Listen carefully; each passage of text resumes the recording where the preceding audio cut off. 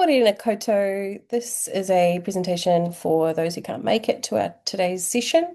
I am Sarah Oliveira, and this presentation is about explicit teaching and making the invisible visible.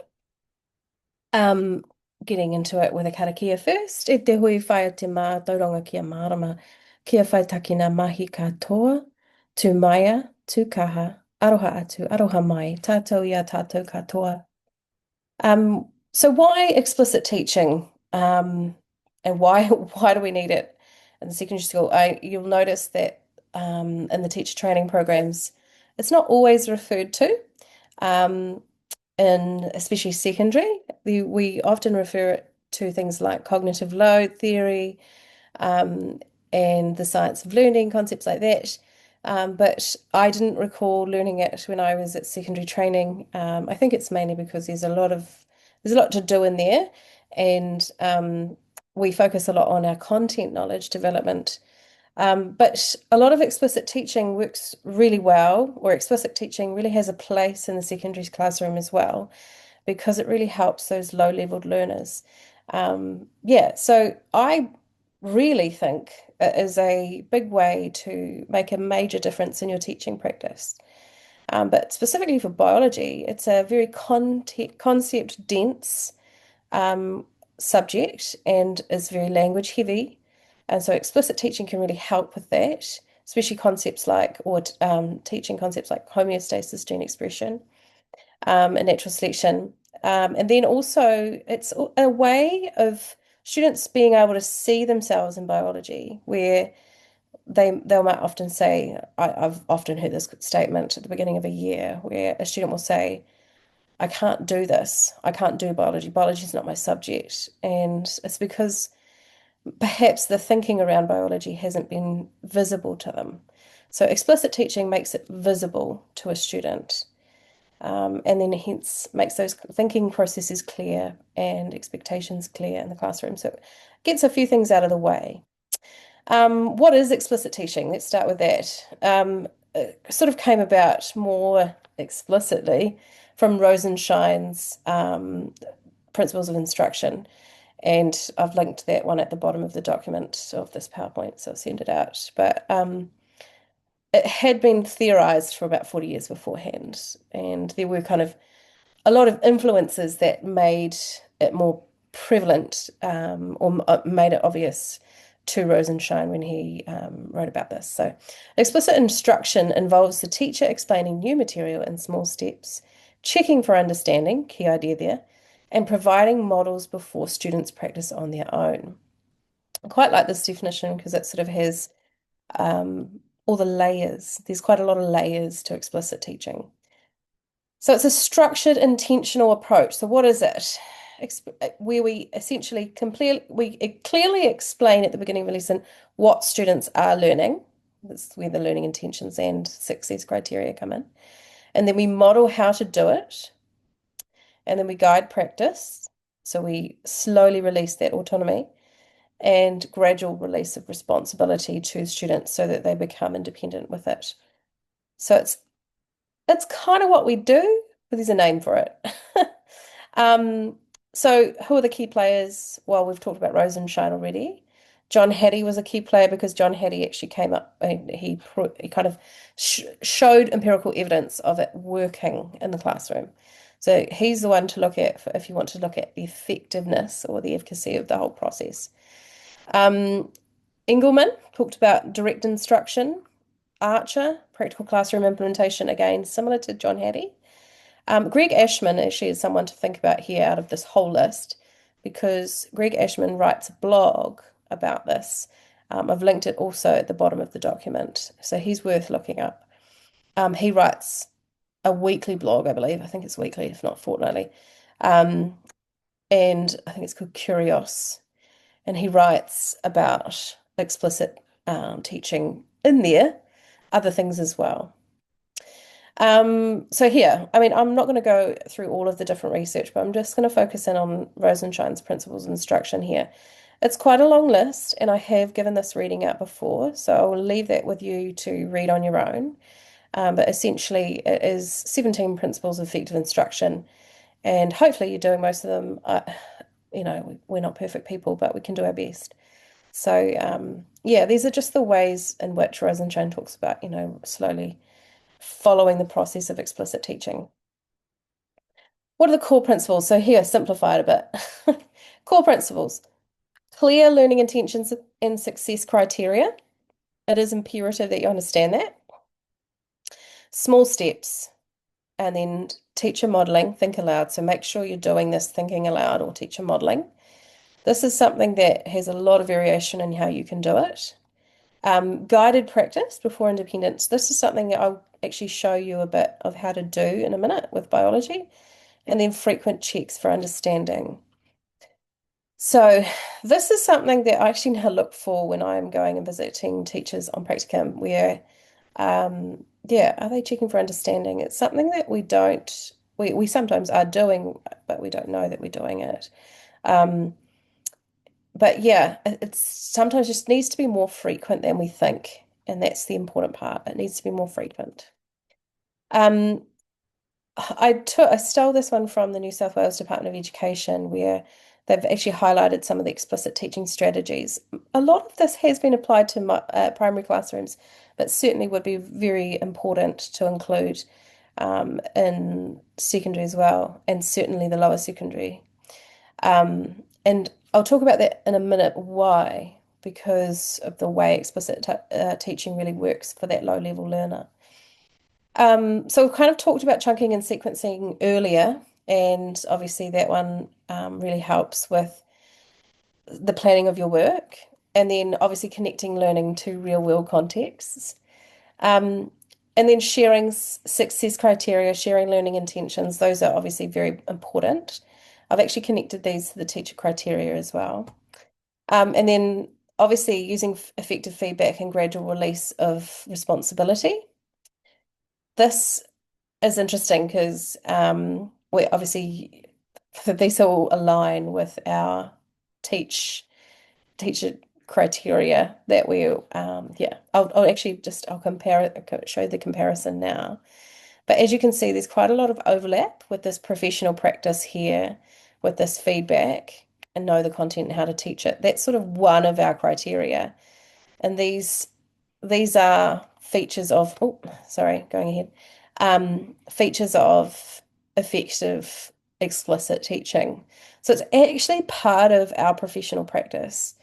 What I'm trying to show here is that there are so many overlaps with explicit teaching and upping the ante on your professional practice. So using explicit teaching techniques will really significantly, one, help you with your whole process of your teacher um, qualification, but registration process, sorry, that's what I was looking for. And then it will also help you just simply, I guess, tailor your learning and your teaching to your students and all levels in the room. And I'll talk about how you can help your higher levels as well after explicit teaching. So a few misconceptions around explicit teaching. It's not boring. It's really not. And it's not only teacher talk. In fact, it can be a lot of less of teacher talk because you're slowly releasing more activity to the students. And if you're planning your lessons well, you can actually phase in those activities which actually give the control back to the students and help them practice. So it's really about clarity, not control. Um, how it sort of works in biology. So biology places a lot of demand on working memory. So teachers' working memory is one, but also students. And so we've got a lot of new vocabulary, there's a lot of conceptual knowledge. So you may need lots of rounds of explicit teaching to make, say, protein synthesis happen. So explicit teaching for, especially for the low level learners, it reduces that cognitive load. And we talk about cognitive load. And I've actually got some thoughts around that. But cognitive load, while it can be good for raising and tailoring thinking to a higher level, it's also not great if you're trying to build understanding from the beginning. So if they're learning something for the first time, reducing cognitive load is quite important. It also supports that those novices in your class, so the ones that have maybe begun the subject for the first time this year, or they've had a few gaps, they've been away from school, whatever. It really helps that building of sequential knowledge. Um, so that this is where modeling comes in. It's a I do, we do, and then you do. And that's why explicit teaching is sort of starts in that process. I do, I show you what to do. Then we do something together and I kind of handhold, and then you do, and the student does it on their own. So some ideas I've created a little Padlet here. Let me just,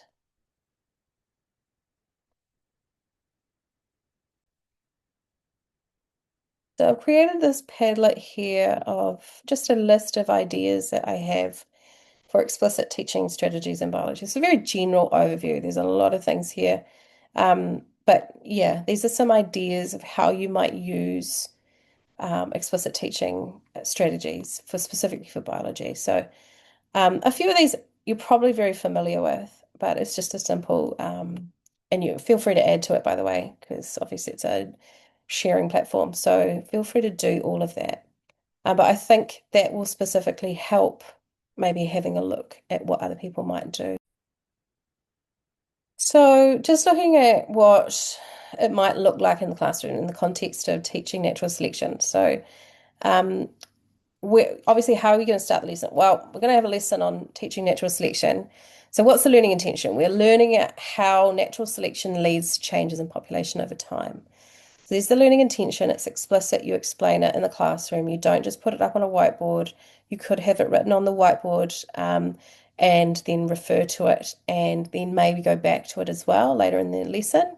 I like having it on the whiteboard more than I have it on a PowerPoint. Well, sometimes you don't have time. Putting it on a PowerPoint means that you don't necessarily have it always displayed and the students can't refer back to it. So anyway, I think that needs to be explicit. The success criteria is also something you could show. You could easily show this again on a slide. So what do the students need to be able to do by the end of the lesson? So today I can describe variation, selection pressure, and differential survival. And I can also explain why a trait becomes more common. So you're explicitly saying this. This is very basic level biology, teaching in general. Then, and this is the important bit, teacher modeling. So you walk through a scenario. Perhaps I actually probably before this would give the key vocabulary out as well. This it's obviously not a must, and you could have done that in the earlier stages of the week, but I would give the key vocabulary for the whole week out prior to the lesson. Then I walk through the population scenario, incorporating some of that vocabulary that I might use. And you verbalize that thinking. Because the environment changes, individuals with this trait survive more often. So you're essentially drawing out perhaps a population scenario on the whiteboard and you're explaining your thinking while you're modeling that think aloud. We call it thinking aloud. Then we go through what's called guided practice. And so you work through from thinking aloud, you then step into the problem and you work through the scenario together with the students. So you say, you're essentially you're going, so why are these alleles or these traits becoming more prevalent in this gene pool? And so you can explain using, you can get the students to help you explain it, but you're guiding their practice. Then you might give them an entirely new example of the same thing, but with a different trait in and for their own independent practice. So this is kind of what it does. So this can we give an example of a context that might relate. So here's the teacher-led questioning part. Show an image of a green and a brown beetles living in dry soil. So I actually show photographs and then ask, or you, I mean, if you have them, and then ask structured questions and prompt student responses. So these would look like, what differences do you notice in these beetles? What how which beetles are more likely to be eaten? Which beetles survive more often? And then there would be like things like, well, it depends on their environment. And and I'm like, well, what do you think their environment is? So this is where you keep guiding their thinking. So then what happens to the population over time is then you get to at the end. And that's when the students might start to talk about the variation the population becomes, and the selection pressure might be, and then over time the population changes by.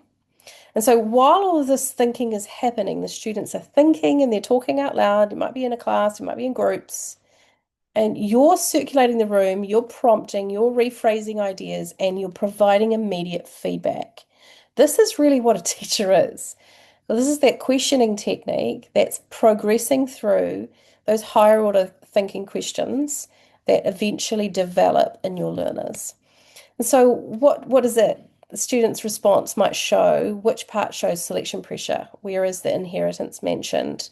So you might then start checking for understanding later in the lesson and make sure it's my dog's annoying right now, I'm sorry. Um, Make sure you're checking for understanding. This is a missed step, commonly missed step.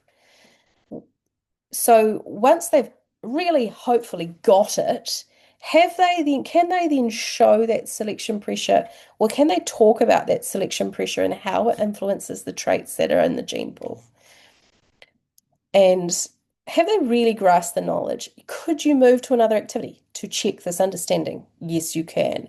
In fact, I do this. It also changes the way the students are displaying the knowledge, and they might not be verbalizing, they might be doing it in a quiz, or they might be doing something else.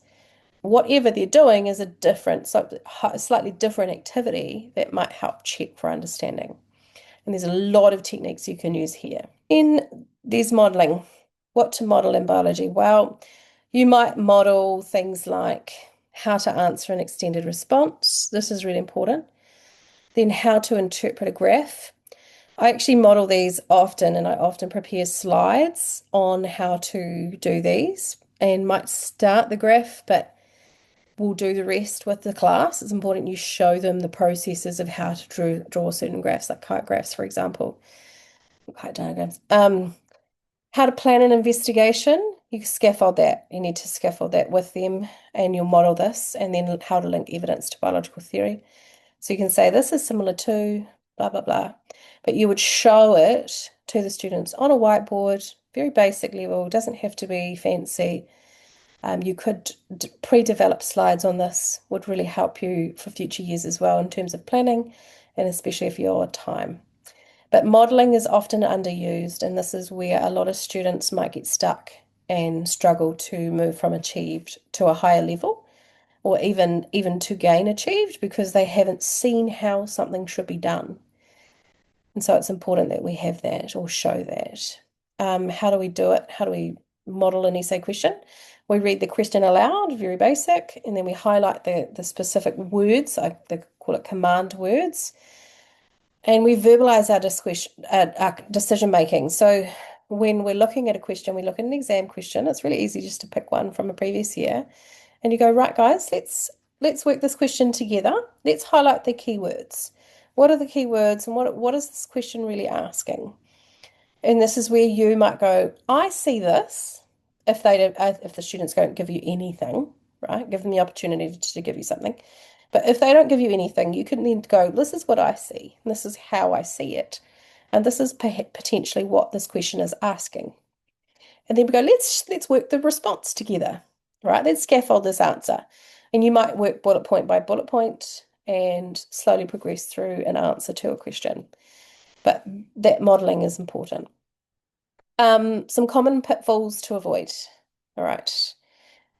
Don't assume any prior knowledge. And this is why I say explicitly pre-teach key vocabulary and concepts. Even if they know what a trait is, give it to them again. If they have learned it in year 9, great, good for them. They can ace it this time around as well. Just never assume prior knowledge, because you just never know. You could quiz them to know exactly what their prior knowledge is, but the problem is you might have multiple different prior knowledge in your room. So while quizzing them might help you and give you information about your learner and themselves individually, you could also then just use that to help you then understand their progression through the unit. Pitfall 2, too much inquiry. So I'm going to talk about inquiry in the next slide, but essentially inquiry-based learning is quite almost the opposite. I don't want to say the opposite, but it's the next step from explicit instruction. Because explicit instruction is making something really obvious and teaching it and modeling it and all the rest. And then inquiry learning is an autonomous thing. A student is inquiring after a concept, but it's significantly higher order thinking. So if we're looking at Bloom's taxonomy, we're thinking that inquiry-based thinking is very much up here. A student's questioning stuff and they're considering stuff, but they have to know something to do that. And so explicit instruction usually has to go first. That's why it's important to start with explicit instruction and then move into inquiry-based learning after that. So it's certainly possible and certainly important to do inquiry-based learning if you can. Obviously, a lot of our internals make space for that, but explicit instruction usually starts, which is why it's recommended to pre-teach concepts before you then get into the inquiry or the internal. Then pitfall 3 is modeling. Modeling is often done once and then just moved on from, but you can model several times, especially if your learners are struggling to understand a concept or to how to do something rather. It's important that you look at different contexts for the same concept. So for natural selection, I would do several times over. I would model one, the understanding process of natural selection. So the drawing of a context and different traits. So beetles might be one, but you might look at weta, you might look at different organisms, and it's really easy to introduce different contexts. You could do one every day for a whole week, no problem. But modeling those answers, you then might model how you write an essay answer to a question around natural selection. And that would be important too. But they need to keep practicing that. So they need to keep seeing things because you might be highlighting a misconception every time you remodel something. And then they relearn it correctly, which is important too. Then the last pitfall, success criteria can be quite vague. In fact, I see success criteria on a whiteboard very little. And that, I mean, I'm going into classrooms a lot at the moment, and yeah, I don't see success criteria. It's not always a priority, especially in a secondary classroom. Sometimes we just miss it out, or it's not, you actually can keep it very simple. Today, we're going to learn natural selection and how to apply it in context. It can be very simple. So I can describe natural selection as a success criteria, and I can apply it to a context. So keep it really simple and not vague. Use your biology specific language like natural selection, which is the key word for that concept, and whatever. So keep it really explicit. And then let's just look at the difference between explicit teaching, explicit teaching is what I meant to write there, versus inquiry learning. And so that obviously I've AI'd this. I asked AI to create a comparison between explicit teaching and inquiry learning. It's actually quite cool, really, what it came out with, and I thought it was nice to add this in here. So obviously the primary purpose of explicit teaching is foundational knowledge and skills. So this is why I talk about it as important because it's knowledge and skills. And then there's inquiry learning, which sort of it enhances deep understanding and problem solving and independence. So those are kind of higher order, right? They're higher up on Bloom's taxonomy and considerably further detail required. Theoretical roots, right? Well, for explicit teaching, cognitive psychology, and then obviously cognitive load theory. This is important. And then we move over to inquiry learning, which is that constructivism, pragmatism, and sociocultural theory, which obviously Vygotsky. And then all those names that I've sort of mentioned here. And it's sort of the view of learning. Learning is most effective when clearly structured and guided. And then for inquiry learning, exploration and questioning and discovery. So this is really more further down the track, which is why a lot of schools, have gone towards inquiry learning, are actually missing out on some explicit teaching, which is still, I think they try to incorporate it as well, though. Lesson structure, less explicit teaching, extremely structured. In fact, explicit teaching will focus on classroom procedures as well. Because if you've got your classroom procedure down, i.e. lining the kids up in the front of the classroom, making sure they're all listening and quiet, ears, eyes, looks at the behavior management strategies that reduce all of the drama when you do actually go to explicitly teach something. Because if you've got the management down, you can then teach. I think a lot of people know that already, especially in our cohort. The instructional sequence is I do, we do, you do. That's very explicit. Inquiry is question, investigate, reflect, conclude, which is very much part of that scientific process too. So while there's definitely space for both. And treatment of knowledge, knowledge is explicitly taught and practiced versus knowledge is constructed through inquiry. So new learning is experienced, right? There's this whole process of experiencing the learning and thinking differently for yourselves. And then cognitive load is minimized with explicit teaching and is actually higher often with inquiry learning. So there's a lot more there. A few takeaways. Explicit teaching supports equity and access in biology, very much helps your learners, and it helps modeling and complex biology thinking, very important for homeostasis. And explicit instruction inquiry are actually partners, not opposites. They're important. Both of them are important, and we need them. There's a reading here for you. It's quite interesting. It's about teachers' working memory and kind of thinking around how to help with the teacher's working memory.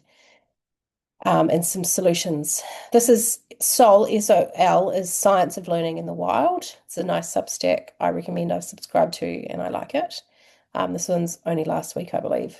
I read it and I thought, that's a really good one for you guys. So sharing aloud.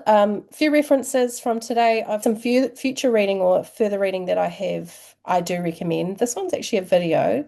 Chalk Dust, they do a podcast, I think sort of once a month sort of thing. But Nathaniel Swain and Rebecca Birch, you'll see in the podcast, they talk about explicit teaching a lot. It's a lot of primary examples, but not all, some lower secondary. But they do actually show you videos of how explicit teaching is done. And so if you really want to see this in practice, that's a really good platform to go to. Then there's The Science of Learning by Carl Hendrick. This one's also a good one. I like it. So follow it, read it. And Education Hub is our very own New Zealand one. So recommend it. Just a wee whakatauki before I go. Mā te rongo ka mōhio. Mā te mōhio ka mārama. Mā te mārama ka mātou. Mā te mātou ka ora. Thanks, everybody. Kia ora.